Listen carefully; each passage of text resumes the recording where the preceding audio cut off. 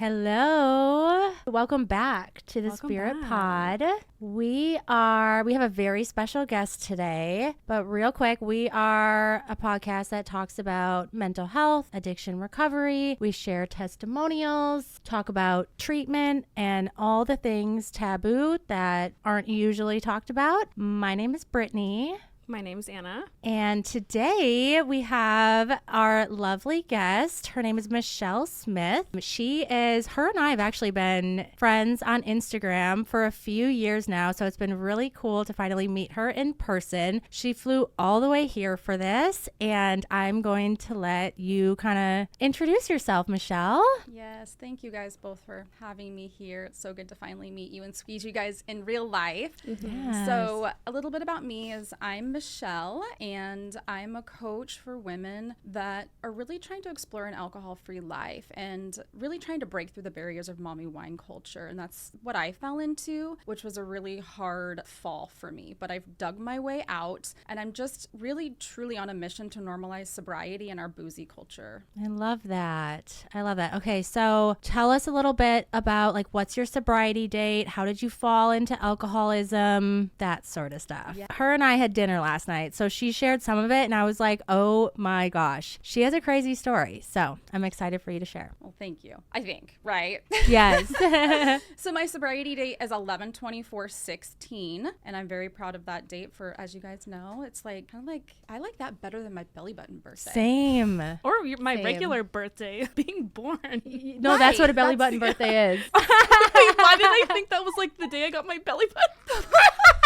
You're kidding me. No, I'm not kidding. I was like, oh, that's a great thing to celebrate. That's Right? hilarious. Yes. Yeah. Of course, I had a million day ones, like a lot of us can relate to, but that was the last day that I chose the bottle, and I chose me from then on. But, I had a predisposition to alcoholism, so I had the perfect example of what not to be. And I opened up Pandora's box. I waited until my 30s before I decided to say, if alcoholism would have happened to me, it would have already happened to me. And so I think just having happy hour with my team, after work, it can't hurt, right? What's going to happen? Well, we know addiction is very, very slow. It's progressive. It strikes to kill eventually. So within a few short years, I literally was a slave to the bottle. It quieted the noise in my head until it didn't. And I kept it a secret. I hid it. And we know our secrets keep us sick, right? Mm-hmm. And Michelle is actually a licensed addiction counselor. Yeah, so my real job, outside of social media and stuff, is I'm a certified alcohol and drug counselor. So I do that in the state that I'm credentialed in. And I've been doing that for over 22 years, actually, a long time. And I mean, can you even imagine the shame of being an addictions counselor and struggling in secret, in silence, with knowing that I am a hypocrite. I have so much shame about telling these guys how to do this right. And I can't wait to get home to the bottle. When within your journey with alcoholism, do you have a pivotal moment that you can remember that you realize this has become unmanageable? It wasn't the first, second, or third time of going to the hospital. It was the fourth. And I call it mortality motivation is the best way I can describe it. I'm an adult orphan. My parents are gone. And I was slowly eliminating myself from my own life. And I was doing that to my kids. And how dare I do that? And that was the day that I asked for help. I can't do this alone. I have to put my shame, my pride, my credentials, my expertise, my name to the side if I want to save my own life. It became life or death for me. And that was the moment that I literally surrendered. How did that process go? Once you were okay, this is a problem. Yeah, how did you get help? I need to get help. How did you go from there? Right. Great question. It was the third hospitalization where I had Child Protective Services involved. Oh. And I made the decision to go to treatment. And that was the hardest thing I think I'd ever done, having to be detached from my kids, not being able to transport my kids. They weren't safe. I was neglectful. And that was such a pivotal moment for me of, I've got to get this right. I have to make changes in my life. And so I went to treatment. Of course, I was too good for it, left against medical advice because I could run these groups. As we all think, right? Yeah. I belong here. Right? Yeah. I just wasn't done. I wanted to drink, and I didn't want to live as much as I wanted wanted to die of the shame and just all of the turmoil. And I just kept digging. You guys, it's such a hard, lonely disease that literally will just take your soul, and it did mine. And I was just like, nope, non-negotiable. We're done. There's a line in the sand. I now want to live more than I want to die. When you say not being able to transport your kids, I feel that was like my struggle for the end too. Like first to start off, I could barely wait to start drinking until after I had picked them up, but then towards the end of my alcoholism, it was like the morning too. I was like, I can't even get my kids to school now at this point, because the weekend drinking turned into every night weekly drinking, which then turned into day drinking, which then turned into morning drinking. Like that's when I started drinking in the morning, because I literally had to wake up and have a drink in order to like function and feel okay and not be shaky. And that's when I really was like, okay, everything went downhill and I hit my rock bottom. So what does your life look like now? I just celebrated 7 years of sobriety. Woo! That's amazing. I didn't think I was going to make it 7 hours or 7 days, 7 months, let alone 7 years, which has just been incredible. And I think a huge piece of that is recovering out loud. And it does give us that sense of accountability that we don't have to do this alone either. And that I'm normalizing sobriety, not only in motherhood, but within the corporate field, and careers. I mean, this disease does not discriminate, and nobody is immune to this. I don't care who your dad is. I don't care how much money you make. It doesn't matter. And for me to be able to go on the road and to empower people from high schools, to corporate boardrooms, and just share the message that we do recover and it is possible. And I'm living proof of that. And, we hear that a lot, and it's like, it's so true though. We do recover, and it is really hard, and we just inspire the next person, right? There's nothing more powerful than a sober person helping another person get sober. That's so true. So you do speaking events. You also have your journal book. Tell us a little bit about that. A big piece of my recovery, especially in the first year, was journaling. They tell you to, work the steps, journal, move your body, hydrate, all the basic needs, right? And so I got this cute little journal and the sparkly pen, and I was just like, now what do I do? Like, how do you journal? And that perfectionism was getting in the way of, I need prompts. I need a question asked to me to know what I'm supposed to do. Like, I didn't think I could just brain dump and just leave my thoughts on the page instead of drinking those thoughts and those emotions that don't necessarily feel good. And so I was like, I don't think this exists. I want to come up with questions that I wish I would have known to ask myself and share that with other women. Yeah, I love that. It is, what is it called again, the journal? It is Living Sober, Living Free, a guided journal for women who want to stop drinking. And it is on Amazon. You can go get it from my storefront, guys. It's available over on there. I have done it before. She sent me one. When was that? Like a year or two ago? Yeah,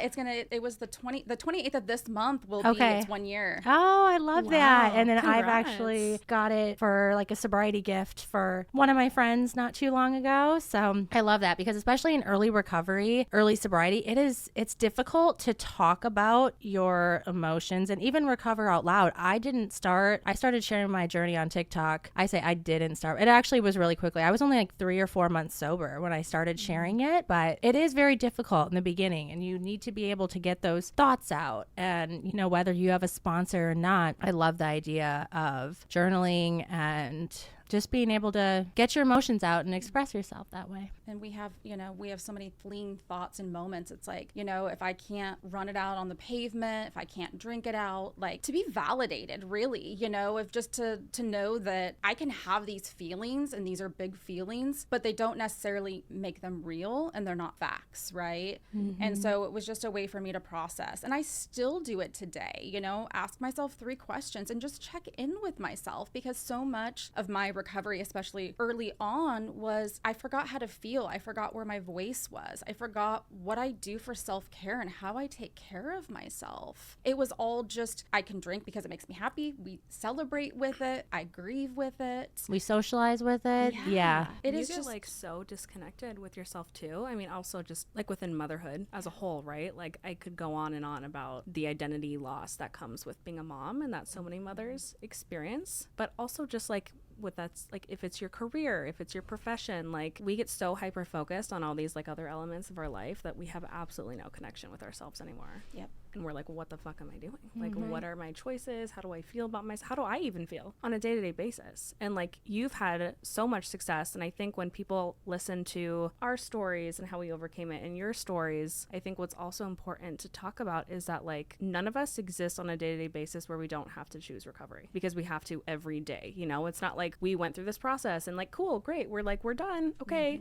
So with where you are now, what do your struggles look like now? How do you still have to kind of keep yourself accountable, and how do you keep yourself accountable? You know, I think the perfectionism and the people pleasing still get to me. Same. And I have to say no. I have to say no, and I don't have to justify or explain that. And that growing up, it was just you make it work. And that's when I really fell hard, was I'm trying to juggle all these expectations I've set for myself. Nobody else is expecting this stuff from me, but I'm expecting to function the way I did before kids and 2 jobs in a prison. And I can do it all. I can do it with a smile on my face, at the cost of what, Michelle? Your mental health, your sobriety. It's a non-negotiable. And I know that rears its ugly head ever so often. And I think the boundaries is the other thing, that it's okay to say no, and no is a complete sentence to doing something that you could do for somebody else, but I'm just going to have to sit this one out to take care of myself, knowing that there's other resources available to that person as well. I don't have to rescue everybody all the time. It's not my job, and it's not helpful to them either. That has to be their decision. Right. You know, ultimately,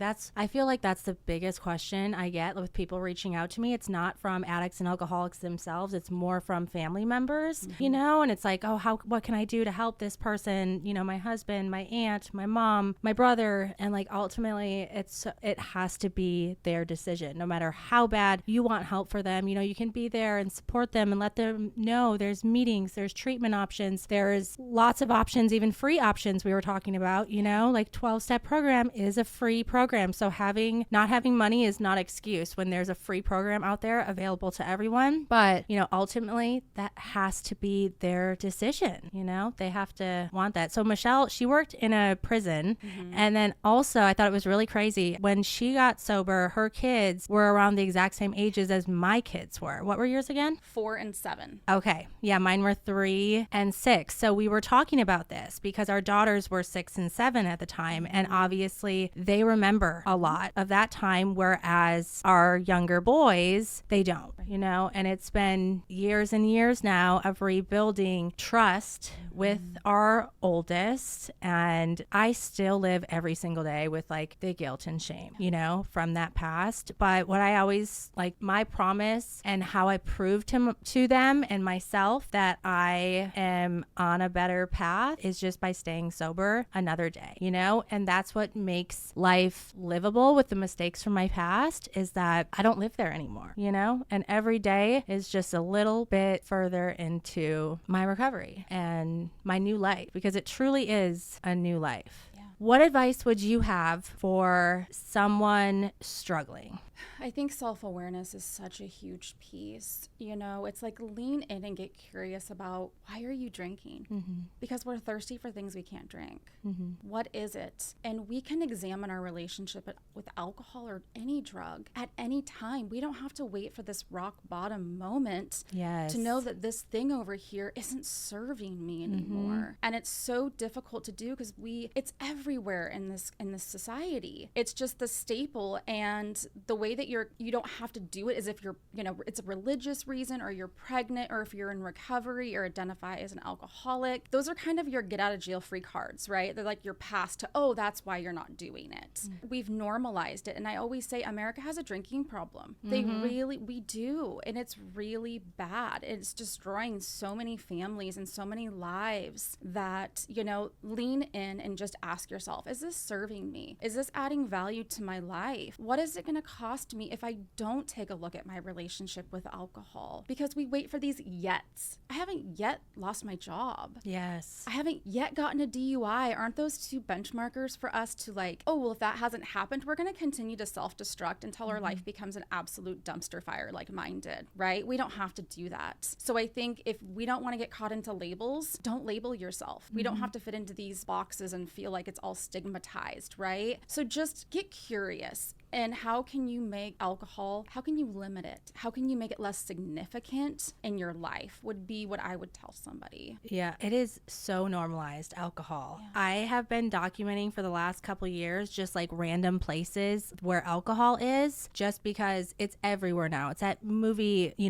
theaters, airports, I swear it's like if there's not a bar, there's a sign. Oh, the water park, like kids, like Great Wolf Lodge had it, just so many places. That's and crazy. It's because that's like a resort catered to children. Yes. Yeah. Wow. I know. So they're just trying to cater to the adults, and adulthood is just that relationship with alcohol is normal. Yeah. And the topic of that video, I still need to put it together, was just like proof that alcohol is everywhere, because it really is everywhere. But I love how you talked about not needing to hit that bottom, because I think it's hard when people hear my story or even your full story or Anna's full story, and they hear that we have hit multiple rock bottoms. They think they have to hit that too, and they have to have... It has to be bad enough. Yes. Right? They're like, it's not bad enough yet. Mm-hmm. It could be worse. And and like this goes beyond alcohol, right? Like this goes for mental health, anything. Yes. EDs, like whatever it might be. People just justify that because they think they have to be, like completely down and out to get help. And it keeps so many people silent.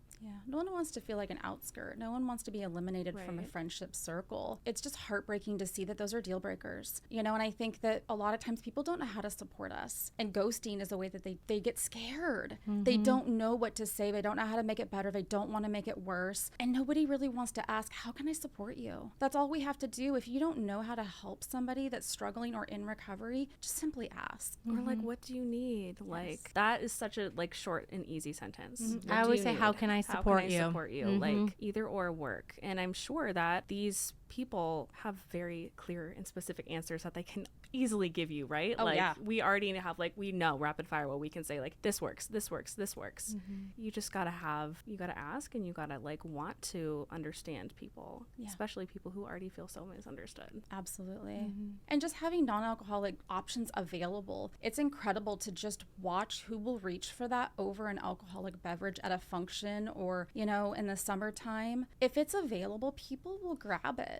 It's so amazing to watch that. And we're seeing a shift. We're seeing the alcohol free, sober curious. Yes. People are just choosing it by choice, or I just want to live sober. I don't need to, but I want to. Right. Yeah. Just for the health of it. I want to be sober for the health of it, because it makes me feel like garbage, and I don't want to feel like garbage, and I don't want to set this example for my children. How amazing is that? Yes, I love that. Yeah, so we are 3 sober moms, and I know that a lot of your following in your audience are also sober moms.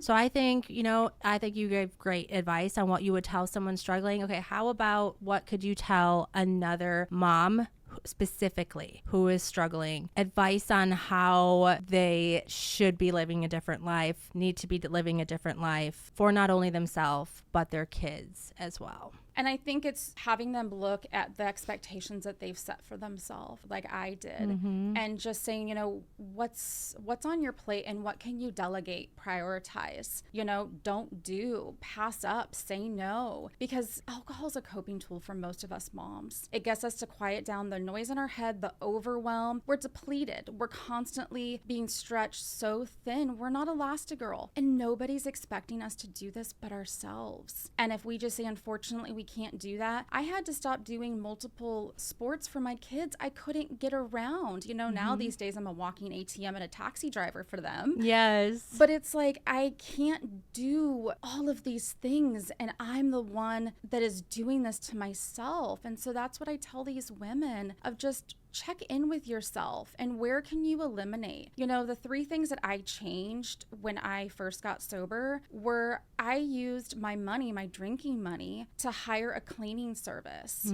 I did the HelloFresh, right? Oh, yes. Those are all so nice. Going to therapy.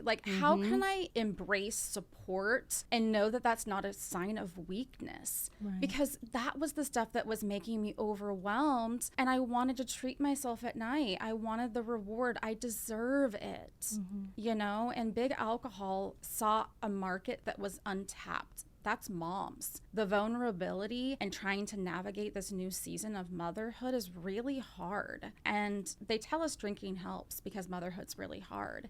And when our kids whine, we get to whine. And it's so glorified and it's so normalized. And, you know, it's really not that cute and glamorous when you can't stop drinking. I used to use it as an excuse. You know, obviously I have a lot of twins.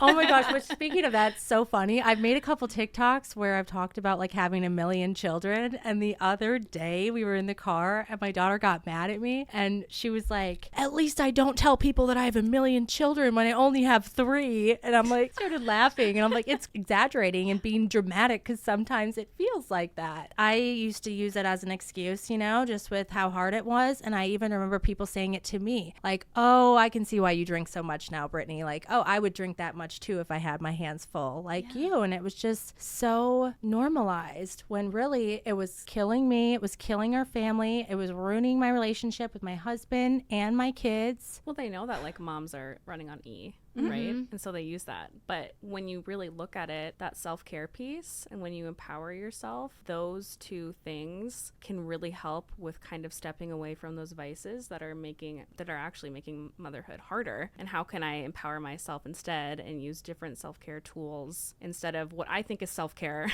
which really isn't, but like methods of self-care that actually make you feel like a human who can exist as a mom and not just be absolutely exhausted all the time. Right. And be a present mom, setting that example. If your life is so horrible, how can you improve it? You know, I had to take a leave of absence from work because it's burnout. It was such a hard job politically, and the time I was away from my kids, 12 hours a day, it was too much. And you know, self-care, it's not all about bubble baths and manicures. It is simply caring for yourself. What does that look like, Michelle? Hydration, movement, speak kindly to yourself because you're listening. It's about not getting to the point of burnout where you need to reach for this external solution to this internal problem. So care for yourself, check in with yourself. But when we don't have to use any natural coping tools because we have liquor to do everything for us, everything that we know has gone to the wayside. So we have to relearn all of that. I didn't even know what my favorite color was. I didn't even know what pizza topping I liked anymore. And it's like when I first was like, I committed to recovery and I'm going to work a program of recovery, I sat with myself. It was so hard, but I'm going to sit and be uncomfortable and get to know who I am and how I'm going to be able to navigate this world feeling certain ways. How am I going to deal with urges? Because not everybody has a problem, and I don't think alcohol's going away anytime soon, nor should it have to, because I'm an alcoholic. And so how am I going to manage these urges and not drink and not be mad at the world and everybody else who can drink responsibly? Because that's not fair of me either, right? We get jealous sometimes, at least I do.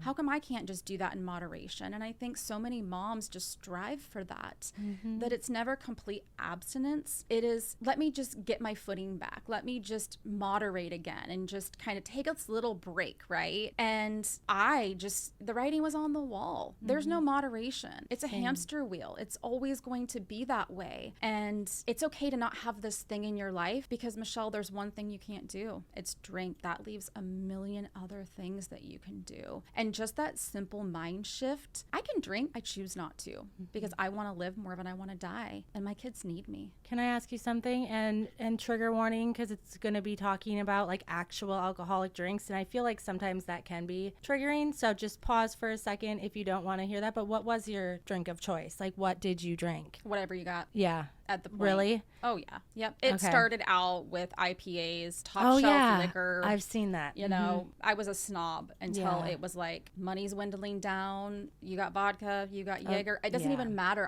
I went to the gas stations shaking the piggy bank, my kid's piggy bank, looking for money. Oh, I remember that too. It was horrific.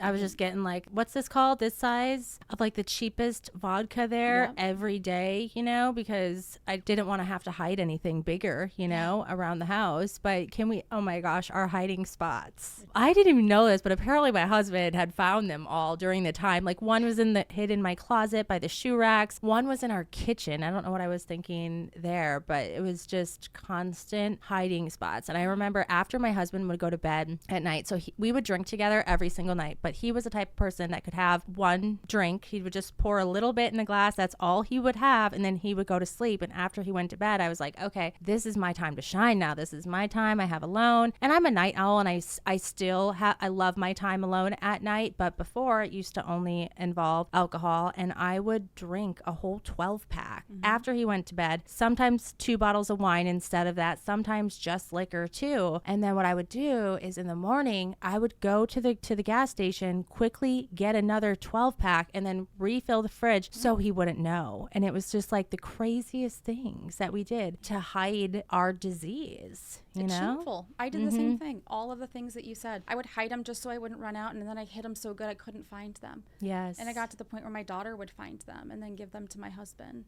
You know, it was like this cat and mouse game, and it was like, that's how sick I was.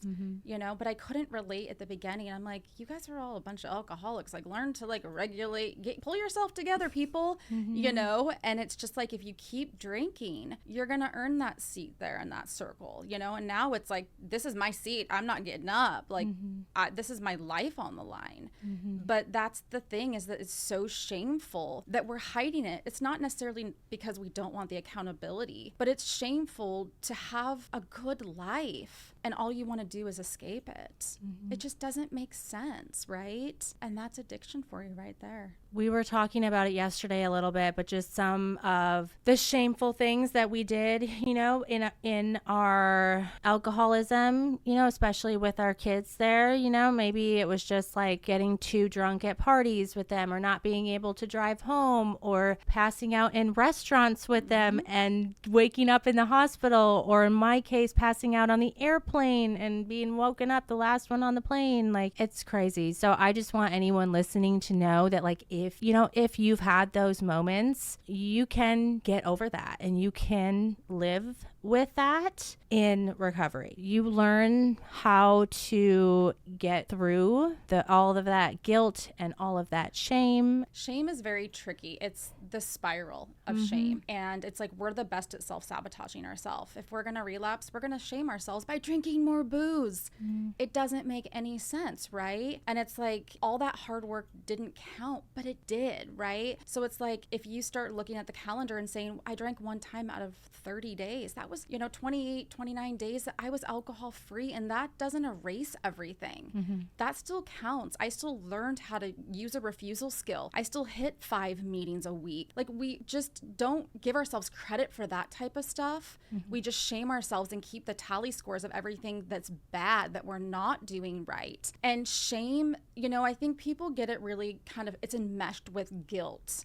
Shame is, I am a bad mom. I'm a good mom. I'm just a better mom when I don't drink. So I take on that role and that identity of, I'm the problem. No, I have a problem, right? And again, that shift in mentality was a game changer for me. I am a good mom and I deserve this and I am worthy of recovery. And so how is that going to look? What am I going to do next? And setting these baby steps and these milestones and celebrating the heck out of each one of them gave me momentum and confidence to know that I can actually do this. I can do this and mean it and be happy and live a life that feels good and show my kids that there's a different way. And those days just racked up and racked up and racked up. And I think too, finding other like-minded moms, even if it's on social media, because we only see what we want to see. When I walked into these restaurants, I saw everybody drinking because that's what I was looking for. Now I walk in and I notice all the people who aren't drinking. And I think,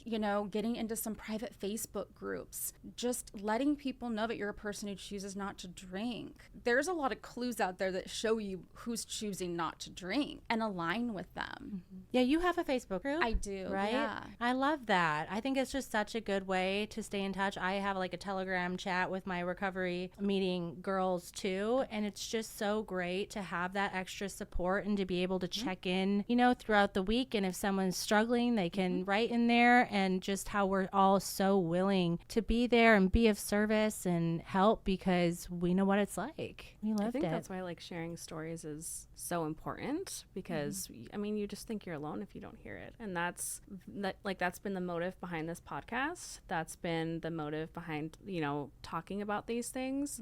You know, Brittany and I just joined the team at New Spirit Recovery and giving voice to, well, first of all, the majority of the staff, and I think almost all the staff at New Spirit are all sober. Which is incredible. Being able to seek help from people who get it and can understand where you're at and what you're going through is so important. So I do want to voice, you know, if anyone's listening to this right now and really struggling and not sure if you need help or want to get help but don't know where to start, you know, we have resources here at New Spirit. You can head to our website, and also, you know, just starting those conversations. Sometimes that might be an easier first step too if you're not ready, which, you know, things like this, connecting with people who have been there and who get it and can relate to you, and having these important conversations so that the stigma can kind of get smaller. Right. And it's like, this is a perfect resource to have in our toolbox, you know, is that there's other people who are struggling and we're not alone. And so I think people just, oh, this person's story is horrible and that's never going to happen to me. And, you know, and I think it's really important to not compare. You know, somebody might be listening and hear our story. Well, you have all these, you know, years of sobriety. You can't really relate. And it's like, don't be jealous of people. Be inspired by them, because there is enough sobriety and recovery to go around for everybody to win. You know, don't compare your train wreck to somebody else's victories, right? Or where they're at and thinking that's never going to be possible for you, because that's the disease talking. It's a lie. Look at us. All three of us probably shouldn't be alive. Yeah. Absolutely not. Right? Yeah. It's just a miracle that we're all just sitting in these chairs as is, you know, but we all started at day one too. Like we've been through through here. it. Yeah. We started at the bottom. Through the withdrawals and the anxiety and all of it. And, you know, I celebrated 1 month and 2 month and 3 month. I celebrated every freaking month. And I'm so glad that I did that. Once I hit a year though, I remember I'm like, I don't think I can still do this. Like 13 months, because I was doing all my backflip dances and stuff. I'm like, okay, now this seems a little strange to be like 13 months, 14 months. 15. I think that's how people feel with their kids too, when they're talking about their age. Like once you hit one, I feel like 2 actually, it just gets a little awkward. Are you going to say your child is 25 months? No, you know. But okay, one more thing I really wanted to talk with you about is non-alcoholic drinks. Specifically, we didn't talk about this last night, specifically non-alcoholic spirits. I don't know if you saw that I worked with this company, not really worked. They just sent me some non-alcoholic drinks to try. Did you hear about that? What happened? This. No. That was so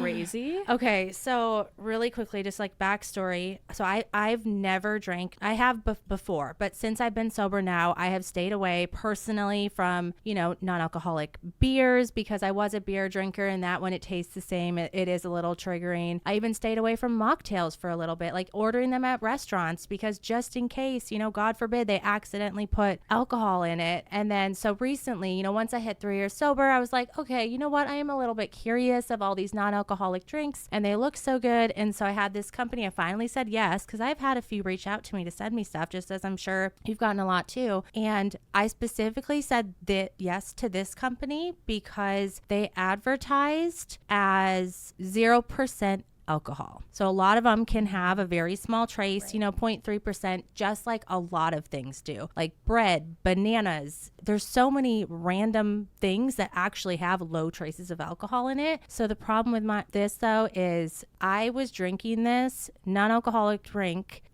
thinking that it really was 0% alcohol. And anyways, in the fine print and very small on the website, I found out after I made a whole TikTok about it with my kids in it. I let my kids try these drinks. Someone commented and was like, those aren't actually 0% alcohol. And I panicked, and I went on the website, and it did say in there can contain between 0.3% alcohol to 0.9% alcohol. And I was pissed. I was like, I have stayed away from these drinks. I specifically tried this one only because it was 0%. I was crying. I called my sponsor. I'm like, I let my kids try this. Like I gave my kids their first sip of alcohol because it was technically, there wasn't in there, just like there are bananas, but bananas aren't advertised as 0% alcohol. So I made a whole TikTok about this. Anyways, the company actually changed their whole entire, they never said anything to me about it, but they changed their whole entire advertising. They no longer, they advertise as alcohol. I don't know if they advertise as alcohol free now, but anyways, they're not advertising. They took it out of their bio and everything because I'm like, you're not actually 0%, right? You know? So I don't know. That's just a little backstory on that, but what's your thoughts on all the non-alcoholic drinks? Do you drink them? Have you tried any that you like? Do you recommend them? What's your thoughts?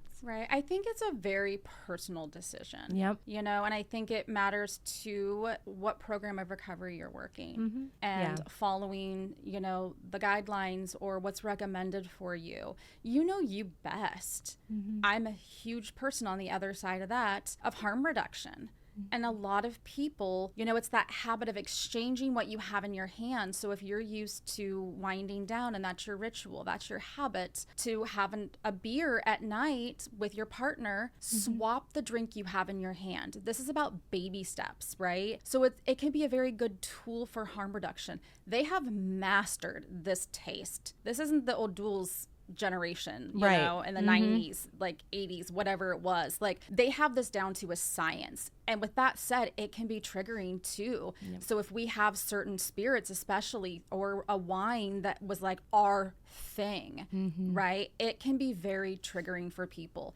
When they ask me that, if you have any hesitation, the answer is no, don't do it. Don't drink it. Why? For the sugar and to look cool? Like what would be your purpose for? Because you're not doing it to hydrate yourself. Right. So if you want to try it, you feel confident, you checked in with whoever you feel like you need to check in with, try it. But if you're hesitant, don't force yourself. You know, it's very controversial in the sober space. But the alcohol-free community that is coming in, they don't necessarily have this quote unquote problem, right? They just don't want to feel bad. They want to feel good. So a lot of the conversations around other people coming into this space want to try it and want that to be a part of their life. But not everybody can have that a part of their recovery when it is problematic. So it's very much a personal decision that is, like I said, very controversial. I agree. And it really does depend on which program, you know, you are working and maybe just where you are at in your stage. Are you just more sober curious? Are you just wanting to stop to live a better life? Or are you stopping because you are a full-blown alcoholic, you know? So definitely a personal decision. Okay, that was amazing. Michelle, thank you so much. I truly am so inspired by you just with your story and as a mom, and I can relate to so much and just what you're doing too with your personal brand and helping other moms just like us. And I am so thankful. We both are so thankful. It's crazy. And like, you know, your story is also so important for people to hear. It's going to impact a lot of people.